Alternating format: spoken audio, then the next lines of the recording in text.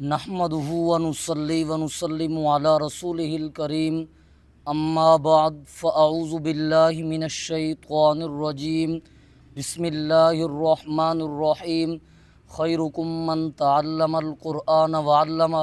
نبی پاک صلی اللہ علیہ وسلم کا فرمان ہے، دنیا میں سب سے بہترین انسان وہ ہے جو قرآن پڑھتا ہے، قرآن سیکھتا ہے، قرآن کا معنی اور مفہوم سمجھتا ہے، پھر اس کے بعد قرآن پڑھاتا بھی ہے اور قرآن کا علم دوسروں کو سکھاتا ہے۔ اس بندے کے بارے میں نبی پاک صلی اللہ علیہ وسلم نے ارشاد فرمایا، یہ بندہ بہت بہترین انسان ہے دنیا کے اندر، کیونکہ اس کی دنیا بھی اچھی بن گئی اور آخرت کے میدان کے اندر بھی اللہ اس کو بہت سارے عزت نصیب فرما کے جنت کا داخلہ نصیب فرما دیں گے۔